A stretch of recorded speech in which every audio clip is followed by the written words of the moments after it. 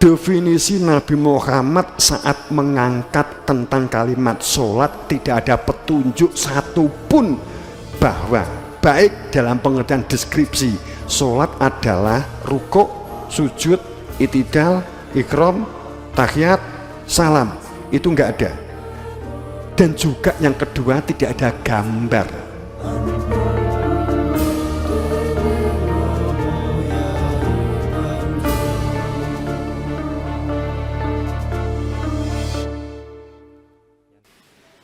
Jadi mereka karena mungkin justru tahu keberadaan ada imam jika ini dibuka, makanya jika kebenaran itu muncul, entah apa istilahnya lah, apa Imam Mahdi, Satrobin, atau Wadil, dimusuhi hebat. Sak suwe niki enek swara Rama mung diem wae. Gitu. Malah beberapa tamu itu nuturi ini nanti Mas Imam Mahdi Rama gini-gini nanti dimusuhi, cara memusuhi ini mungkin bisa saya disantet, bisa jadi ditenung, bisa jadi di aku batin, aku wis ngalami mbok seritani, aku ndek batinku. Kadang nek tamu sok tahu. Itu karena agama itu intinya adalah keberadaan Rasul, bukan risalahnya. Intinya keberadaan Rasul dikemas dengan berbagai istilah malaikat Jibril, malaikat Mikail, malaikat Israfil. Terus dikira apa sih malaikat Jibril? Fungsi wasitoh, fungsi imam zaman itu menjabarkan tauhid, menunjukkan tauhid, menjelaskan tauhid dan cara bagaimana bertauhid. Malaikat Mikail mendorong supaya kowe ki utekmu ki positif dalam menerima kelimpahan, selaras vibrasimu dengan semesta. Malaikat Israfil peniup supaya kamu menjadi manusia yang sadar. Ora kok arepe mati malaikat Israel kemudian ngewe moro terus malaikat pilih enak malaikat Israel pencabut nyawane muwa ora genah nyimpul nih ngremeng terus. Artinya penyabut nyawa itu sadar atau tidak sadar bahwa ada satu proses kebangkitan. Seperti cerita Nabi Adam. Adam itu maknanya fitrah. Makna Adam itu makna fitrah.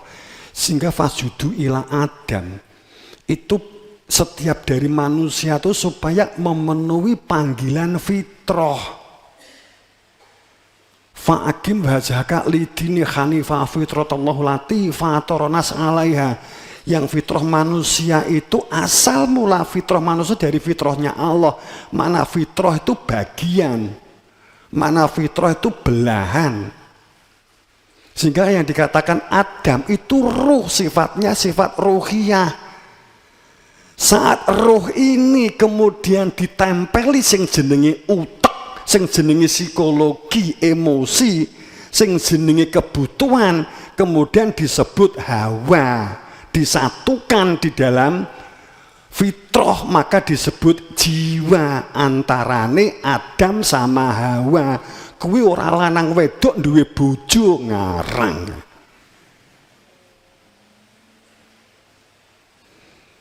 Kemudian kamu hidup di donya, kowe iki di donya, kemudian kowe duwe pikiran sering diprovokasi tanggamu.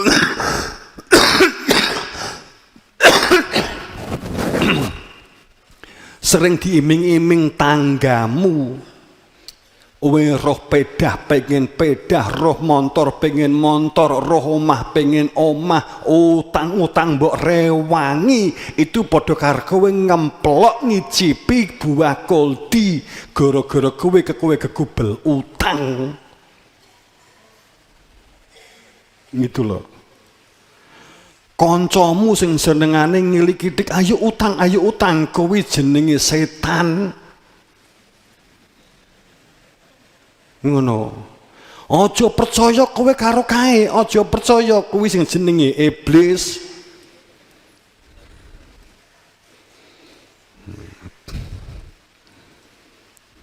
Ora kok Gusti Allah nggih menungso pertama Adam. Ya kowe diri kamu kan nenek Adam. Maka dikatakan mimbani Adam. Kowe anake turune Adam duduk. Kowe itu termasuk kaumnya Adam. Di dalam dirimu itu ada fitrah. Penuhi panggilan fitrah itu jika kamu ingin selamat. Diblak nih ya. Kelirune wis kadung kakean. Bingung ngarepe mulai kok ngendi ki nek nglurusne. Dipegeli wong wis nggone. Sing penting jenengan enggak pegel.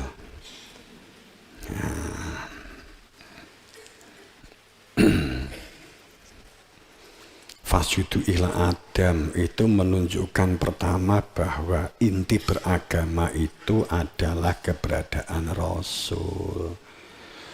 Jangan diperspektifkan memiliki karakter dan pikiran seperti diri kita. Ya ayuhar Rasul balik ma unzila ilaika mir rabbik. Setiap Rasul itu memiliki kewajiban tugas untuk menyalakan sumbu-sumbu lampu yang padam supaya menyala sehingga menerangi hidupnya dan menyalakan lebih terang dari lampu-lampu yang mulai redup untuk menjadi bagian dari cahaya Tuhan. Itu maka ya ayyuhar Rasul, setiap Rasul itu diseru.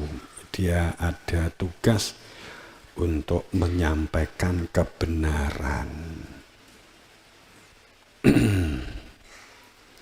Maka wa Muhammadun ila Rasul qad kholat min qabli rusul. Makanya begini. Satu, pertama kita berbicara tentang ini, katakanlah anggap saja disclaimer ya, disclaimer yang tadi ya. Jadi bahwa bid'ah sing diperdebatkan hebat, maulud peringatan maulud Nabi bid'ah, beduk bid'ah, enek sing ngatakan enggak dan seterusnya. Saya tegaskan di sini, apa sih yang disebut bid'ah? Apa disebut amal yang roda, amalnya ditambah-tambah kemudian bid'ah? Bid'ah itu perilaku yang tidak ada perintahnya. Saiki aku takok kowe iki nek salat, kowe iki nampa perintah apa ora sih? Wong ora tau nampa perintah lho kok rumangsa gak bid'ah piye sih? Bahwa yang dikatakan perintah itu, kamu itu ketemu Nabi Muhammad hadap-hadapan, kemudian setelah ketemu Nabi Muhammad dawuh, kamu sholatlah, berpuasalah, berbuat baiklah. Maka apapun yang kamu lakukan itu adalah tidak bid'ah. Maka dikatakan untuk menyatakan utlubu ilma, golek ana ilmu, utlubu ilma itu mufrad. Teman-teman, iki akeh pondokan to. Utlub itu tolaba itu jelas maknanya adalah mencari ilmu. Utlubu ilma. Bukan utlubu ulum. Golek ilmu sak akeh-akehe. Piye sih jenengan? Utlubu ilma itu golek ana satu ilmu tentang tauhid, tentang keberadaan Tuhan. Carilah hingga ketemu. Utlubu ilma itu wajib. Makanya hadisnya bagi muslim muslimat, bukan mukmin mukminat. Karena yang diperintahkan sing wis pasrah, sing wis duwe karakter Islam. Nek iman wis duwe ilmune, maka yang diperintah di dalam hadis itu bukan utlubu ilma, muslimin wa muslimat, mukminin wa mukminat. Nek enek wong muni mukmin mukminat kuwi mesti tambahan bid'ah kuwi.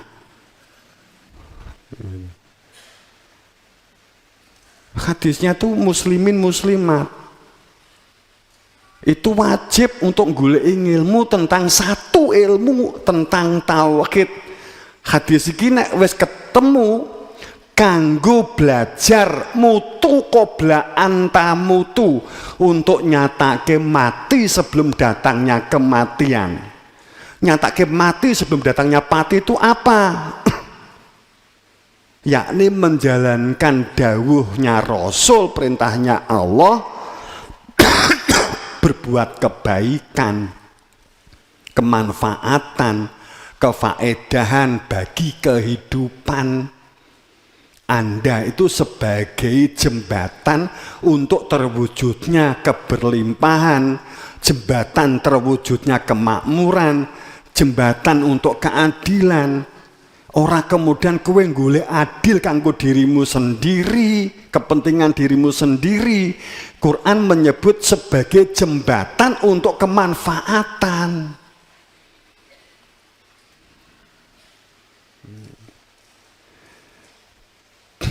Jadi makanya innallaha wa malaikatahu yusholluna 'alan nabi. Jadi bid'ah itu sebaik apapun we sholat, we poso, tapi we entuk muka buku, entuk muka ustadmu, kok gurumu, ya jenenge bid'ah. Kejaba nek ustadmu nyekel surat SK konggone Nabi Muhammad utawa konggone malaikat Jibril bahwa dia berhak menjamin bahwa nek we sholat dapat mengantarkan amalmu ke Tuhan. Nek ndak jenenge kan ya bid'ah. Wong gak entuk perintah kok sholat, berarti sholat buka, ya gak usah orang entuk sholat, orang entuk perintah. Oh ya mengkesel entuk kan gitu. Ya, logikane ngono toh.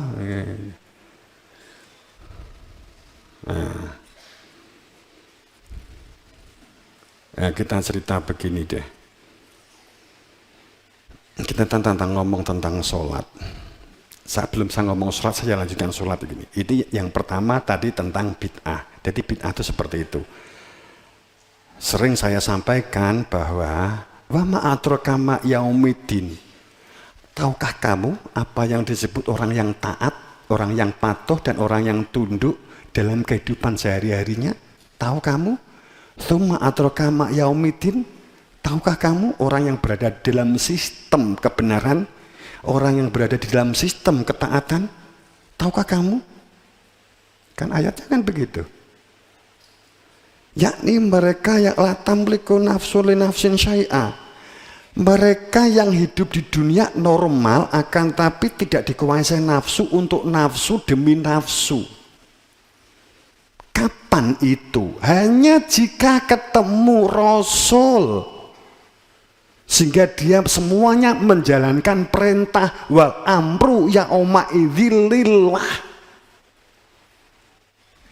Kan ngono ayatnya. Aja mbok delekne Mas. Ayate ngono kuwi.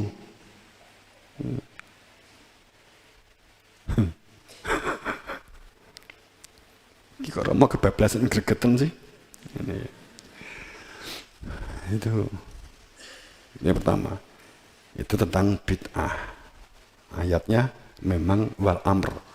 Hanya jika kita menjalankan sesuatunya itu ada di dalam perintah, janji perintah. Janji perintah. Musyahidan, ini Tuhanmu, ini jati diri fitrahmu. Mubasyiron, ini hakikatmu, ini hidup tujuanmu. Nadhiron, ini carane kembali pulang, ini dituntun. Aku jamin, ngono mesti Nabi mesti begitu. Lah wong kowe ngikuti wong sing gak iso jamin kok mbok ikuti loh. Ayatnya itu jamin nih. Apa perbuatan yang kamu lakukan itu akan pasti baik. Jamin aku muni kata kitab ini kowe dijamin, ya jenenge gak jamin. Jamin kowe, kalau dijamin romo tak jamin. Nek berbuat baik masuk selamat kembali kepada Tuhan, tapi juga saya jamin nek kowe berbuat jahat juga saya jamin kamu masuk neraka, kan begitu kan? Nah, jamin aja mesti terus kowe lelong mung plonga-plongu njaluk surga tutuk biadokmu.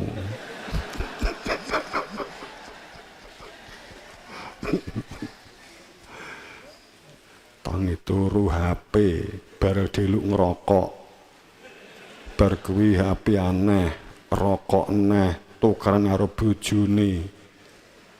Mas, nyambut gawe, aku wis dijamin bu surga, bu adokmu kuwi.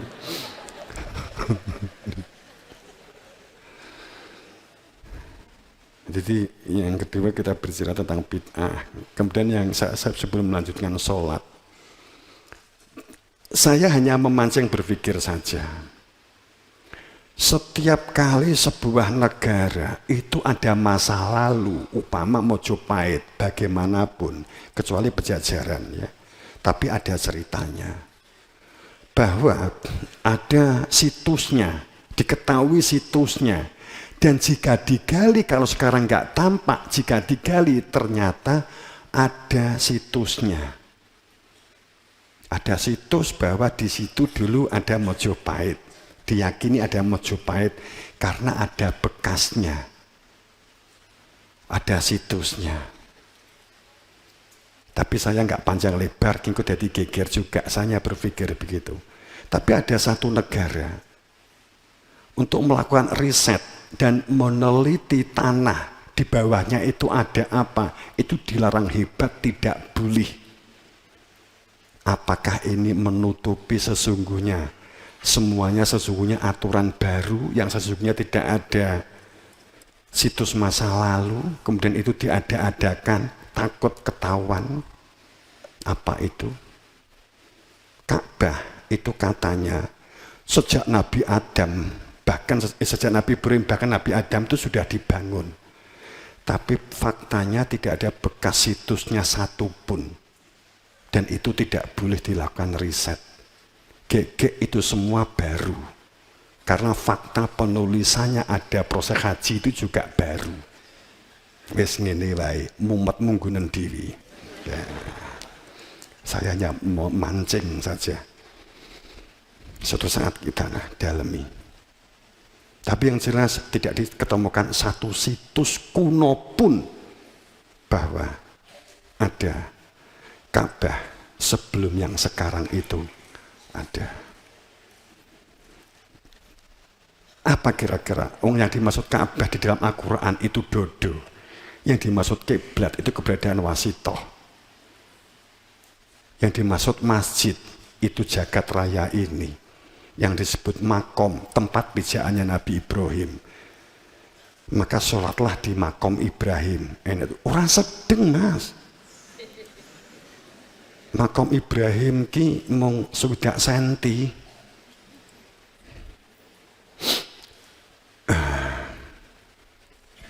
Wes ben rame-rame yo. Ngono tok wae tapi ya. Mungkin supaya dibongkar gitu.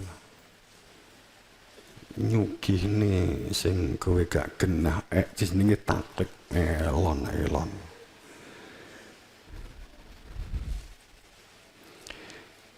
Mesti agak nesu.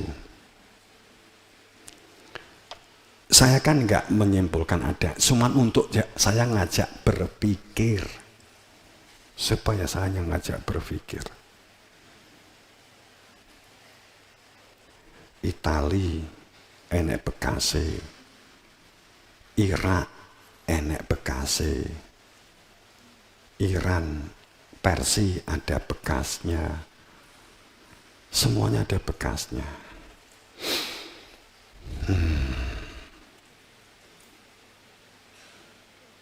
Teman-teman, oke, itu yang kedua. Yang ketiga, yang keempat kita ngomong bab sholat. Dibuka. Dunia ini bergeger pisan.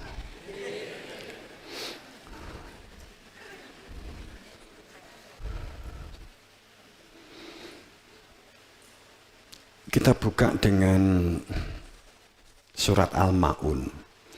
Ara'aital ladzi yukadzibu biddin fadzalika ladzi yad'ul yatim wa la yahudu 'ala ta'amil miskin fawailul lil musallin alladzina hum an sholatihim sahun. Teman-teman, di dalam data,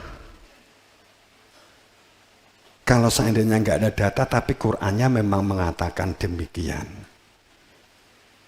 bahwa orang itu yang menjalankan sholat itu punya karakter. Ada dua hal. Pada saat orang itu menjalankan sholat hanya ritual, sebenarnya ini nanti akan definisi sholat. Karena sholat yang selama ini dilakukan oleh kita selama ini, apakah itu benar yang dimaksud oleh Nabi, yang dimaksud oleh Tuhan, bahwa yang dikatakan sholat seperti yang kita pahami dibatasi oleh duhur, asar, maghrib, isya, dan subuh. Apakah benar seperti itu? Yang dimaksud kalau kita mengatakan menjalankan sholat berarti adalah duhur, asar, maghrib, isya, dan subuh. Apakah benar sholat hanya dibatasi oleh 5 waktu ini? Kemudian, di dalam makna sholat, apakah yang dikatakan ritual sholat itu adalah 5 waktu ini, atau yang dimaksud ritual sholat sekalipun itu juga sebenarnya juga bukan 5 ini? Apa sebenarnya definisi sholat? Sebelum kita masuk ke sana, saya akan ngomong begini. Bahwa dikatakan celaka, fawailun lil musallin, celaka orang yang sholat. Fawailun itu celaka, fawailun itu burem, fawailun itu gelap, fawailun itu penuh orang yang hidup di dalam prasangka, fawailun itu orang yang suka congkrah, fawailun itu orang yang semuci, orang fawailun itu adalah orang yang kehidupannya kemeluhur, bangga-bangga dengan dirinya karena telah merasa melakukan kebaikan demi kebaikan, telah merasa sebagai hamba Tuhan, telah merasa sebagai anak Tuhan, telah sebagai ponakan Tuhan, maka dia disebut orang yang celaka di dalam sholatnya. Siapa itu?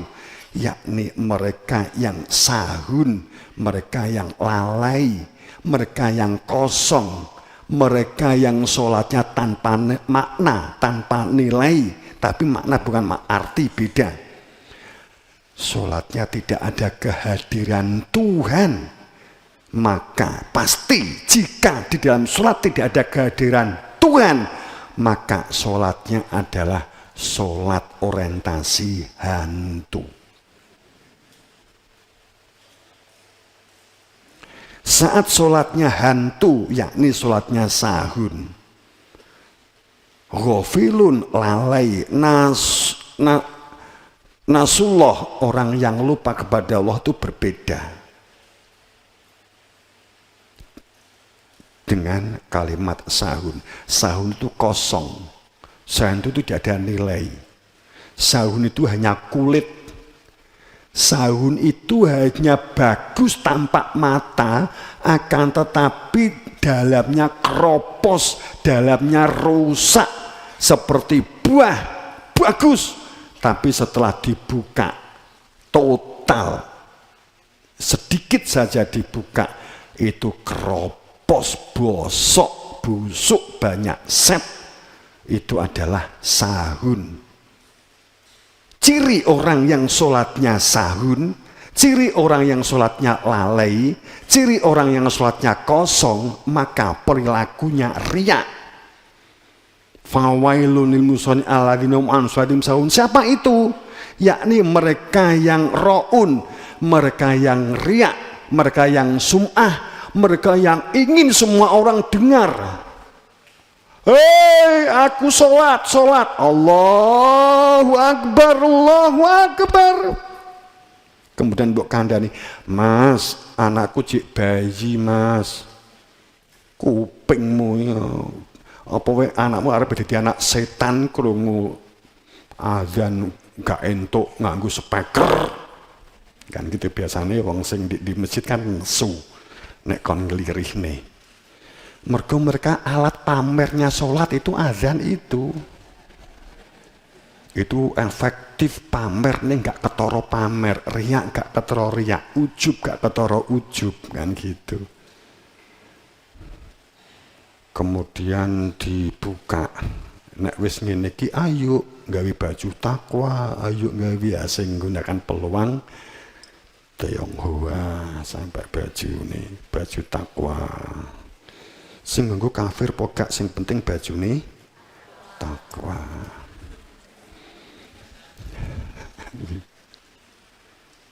Maka ciri orang yang sholat akan tetapi sahun, tapi kosong, tapi di dalam gelap, tidak ada cahaya.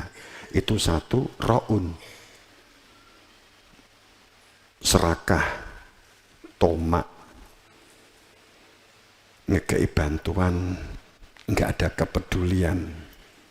Bahkan disebut sejak awal, siapa mereka ini? Aratallahu yukadzibul bidin. Mereka inilah sesungguhnya orang yang mengingkari, mendustakan agama. Ketoke sholat, tapi nggak roh sing disembah. Ketoke sholat, tapi nggak ada kehadiran Tuhan di dalam dada. Ketoke sholat, gak gelem goleki keberadaan Rasul yang dapat menunjukkan keberadaan Tuhan. Maka dikatakan, kowe ngerti sopo yang dikatakan kadzab, sopo yang dikatakan orang yang mendustakan agama? Wong sing senengane menghardik nesuan. Satu. Apa wae? Matamu.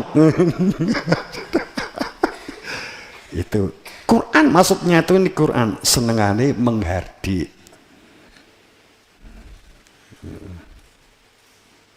Itu terus nek dijalui ngamal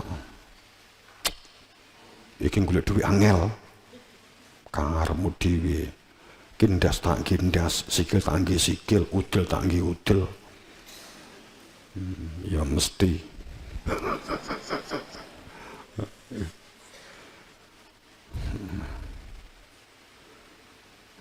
maka celaka orang yang sholat itu, mereka yang sahur ini, karena mereka yang sesungguhnya mendustakan agama, karena mereka ini yang suka menghardik apalagi anak yatim, mereka yang tidak mau memberi makan apalagi pun kepada fakir miskin. Tidak ada peduli, tidak ada respek, tidak ada empatik, berbuat sakarepe dhewe, bener menurut pikirannya sendiri. Dan orang yang seneng banget dengan riak. Ro'un itu apa toh? Riak. Riak itu apa toh? Senengan itu kegiatan itu bukan masalah membuminya, tapi pingin itu retorika. Nek peringatan, wah, ayo nyewa son horek kan gitu. Wes itu dikira us ibadah sholawatan nganggo son horek. Allahumma sholli ala Muhammad kan itu. Karo joget-joget hebat, tapi nggak membumi, nggak nyambung dengan Tuhan. Ini bukan berarti saya ngolok ke wong joget, enggak. Maksud saya bukan itu. Ini masalah kekosongannya batin, itu pengalian kosong. Jadi celaka orang yang sholat. Jadi ro'un itu orang yang beragamanya hanya retorika. Masjid seneng banget ngenakne acara BHBI, BHBN, peringatan hari besar Islam, peringatan hari besar agama, peringatan hari besar nasional, peringatan hari besar kelahiran sak desa. Terus peringatan ya gitu. Terus akhirnya nek enek sing ulang tahun, kemudian suruh ngaklukan peringatan hari ulang tahun, dia nggak gelem, ngamuk. Enek wong PHBI sak desa dijak PHBI atau PHBN gak gelem urunan dirasani. Ngono apa ora? Lho ngono diarani ibadah. Aku kadang nggak habis pikir. Berngenekne kegiatan PHBI, kemudian rasan-rasanan, gak gelem bayar. Lha wong jenenge ibadah kok ya, membumi lah. Gitu. Kan gitu logikane. Nek bar ngenekne kegiatan kok tukaran, wes jelas kegiatanmu itu kegiatan bosok wis to. Bosok. Wong bar ngene kegiatan kok tukaran. Ngono diarani ibadah. Ibadahe sapa? Nafsu. Iki tak tajemke iki awakmu supaya eling gitu ya. Wong ngene engko ngadeg wis keri ndek nggone lungguhan. Mong apa sing di ngaji ngono?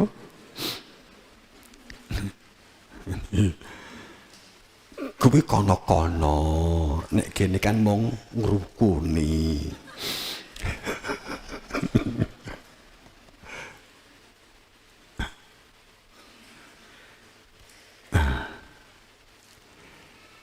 Itu bab sholat. Jelas tandingan aratala juga bidin piye orang yang sahun. Ya memang unine ngono, uninya itu kan memang begitu. Sekarang kita ngomong definisi tentang sholat. Sholat itu utlu ma'uhya ilaka minal kitab. Wes iki dianu dewi gitu ya.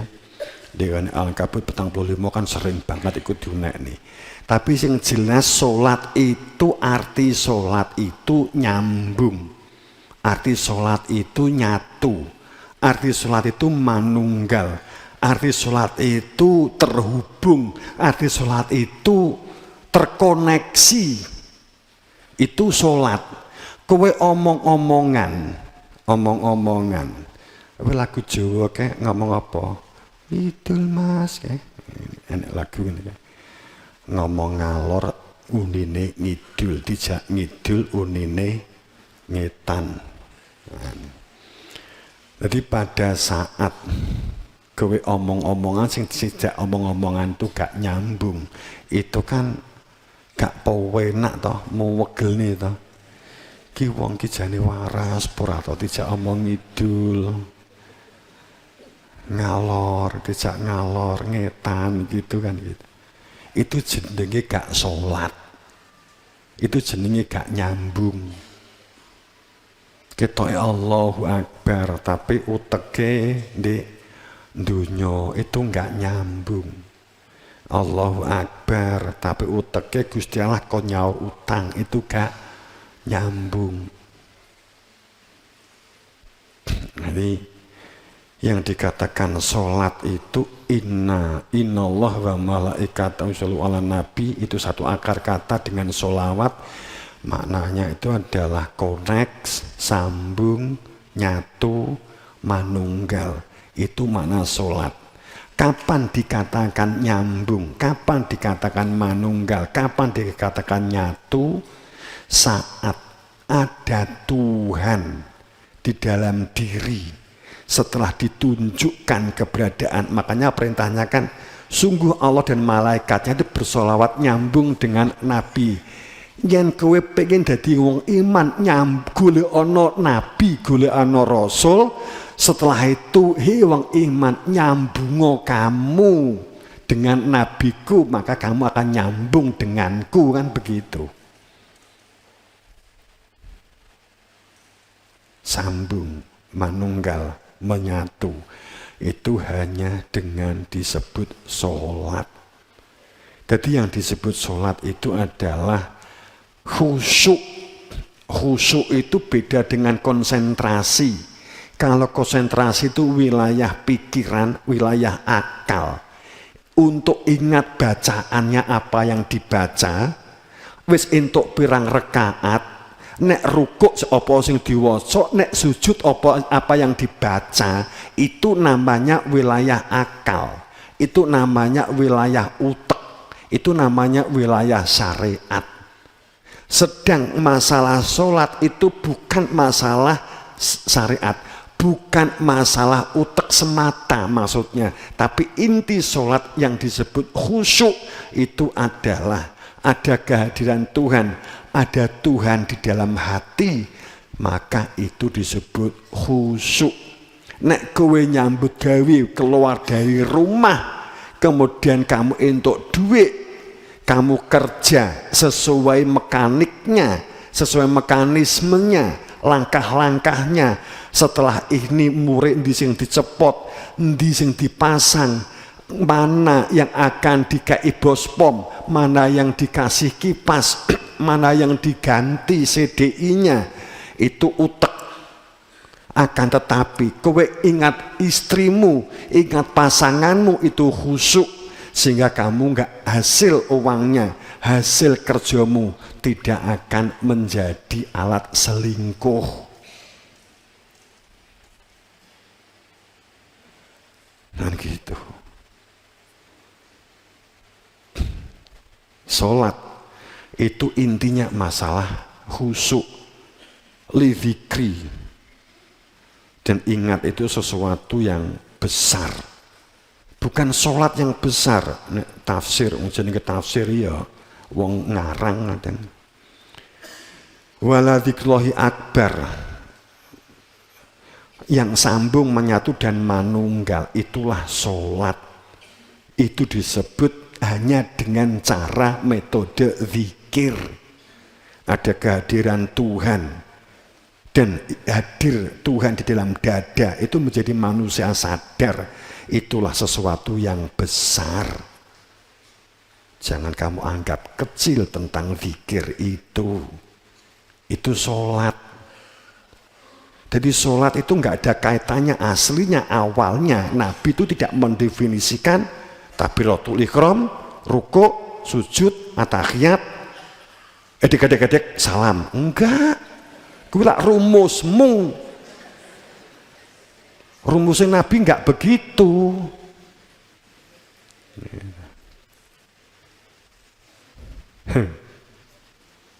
Edek-edek sepisan ya.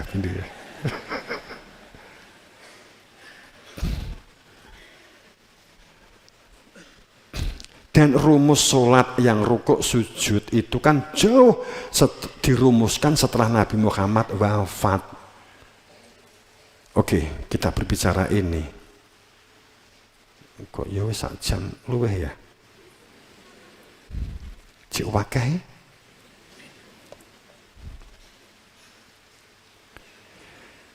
Di dalam data sejarah yang sesungguhnya telah dilakukan oleh Nabi Muhammad dan rutin dilakukan oleh Nabi Muhammad, dan yang satu diperintahkan oleh Nabi Muhammad, yang satunya dilakukan oleh Nabi Muhammad, itu adalah apa? Iktikaf, yang dikatakan bahwa iktikaf sesaat, tafakur sesaat, itu pahalanya lebih besar daripada ibadah 1 tahun. Wis to bayangke, nek kowe pancen hadis ki pomone bener apa meneh bener gitu ya. Beh kowe salat setahun tek, itu cukup kamu dengan iktikaf mung 5 menit. Itu lo ganjarannya akeh sing meneng mung 1 menit. Karo sing setahun sholat dur, milih ndi sih kowe? Piye sih sampean nih?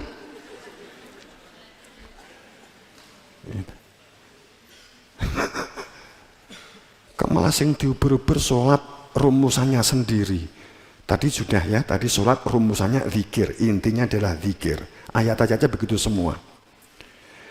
Definisi Nabi Muhammad saat mengangkat tentang kalimat sholat, tidak ada petunjuk satupun bahwa baik dalam pengertian deskripsi sholat adalah rukuk, sujud, itidal, ikram, tahiyat, salam. Itu enggak ada. Dan juga yang kedua tidak ada gambar. Kan enggak ada.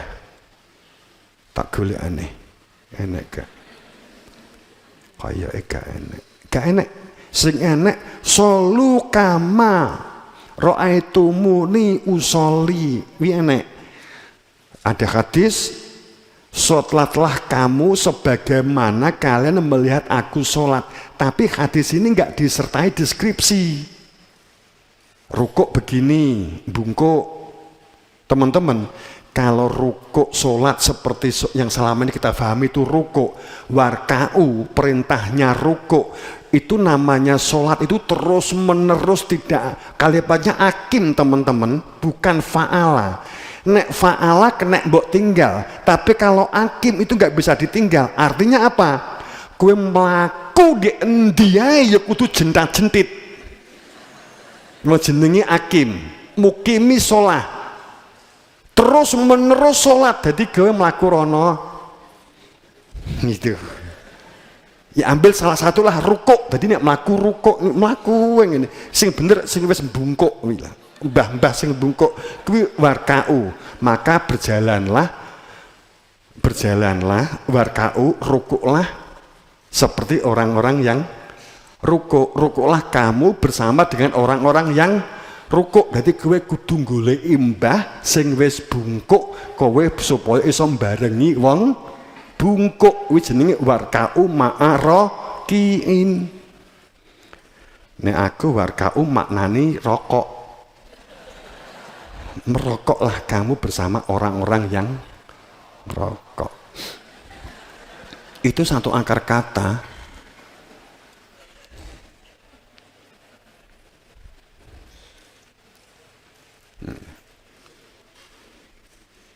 Jadi pertama, tidak ada deskripsi sholat. Ya, kemudian distorsi mana sholat yang telah melenceng, bahkan bisa jadi untuk menutup adanya kebenaran. Memang digunakan untuk itu. Di dalam data bahwa sekali lagi yang ditekankan oleh Nabi itu iktikaf. Iktikaf itu kalau dalam bahasa Jawa meditasi. Cuman kalau ngomong meditasi kok koyok nerokne wong Hindu, wong Buddha kan gitu kan, wong kejawen. Dan kholwat. Kalau kholwat, Nabi bukan memerintahkan. Kalau itikaf, kamu beriktikaflah di masjid. Itu tafakur. Tapi kalau kholwat, Nabi melakukan di Gua Hira. Rutin Nabi. Karena kita memahami kholwat hanya saat nompo wahyu. Nek dijelaskan nggak begitu teman-teman, nggak begitu sayang, nggak begitu.